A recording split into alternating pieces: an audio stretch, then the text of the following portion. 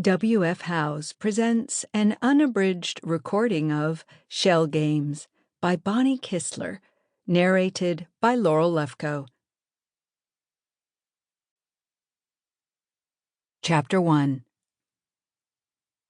"I have a confession to make," Charlie Mull said as he rose to his feet.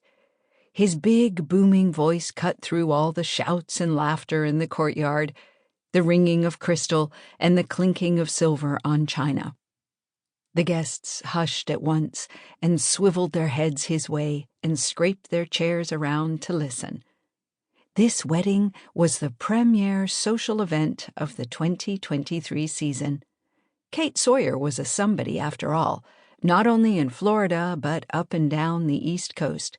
A hugely successful real estate developer and a glamorous woman of a certain age, she appeared regularly in both the business journals and the society pages.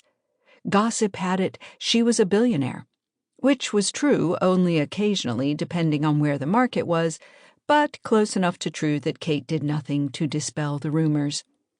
And she'd been squired about by some prominent men during all the years of her widowhood, including, rumor had it, Ted Turner. She did nothing to dispel that rumor either. The wedding venue was Kate's own home, logically enough, since Sarasota had few rented halls or hotel ballrooms that could rival it. La Coquina was a Mediterranean-style palazzo, built on a narrow spit of land between the Gulf and the bay. Only a single bridge linked the barrier island to the mainland, and parking was at a premium. So Kate had chartered a party boat to ferry the guests over. They'd filed out to the beach for the sunset ceremony, then flowed back into the courtyard for dinner al fresco.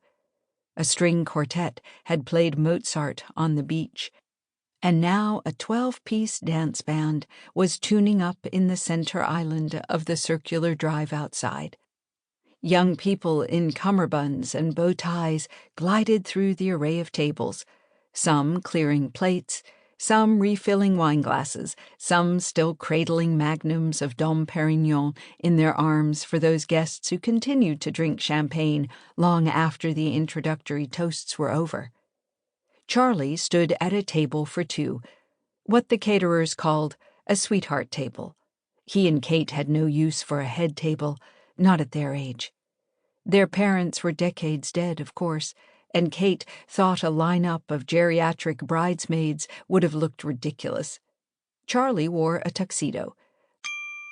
Sample complete. Ready to continue?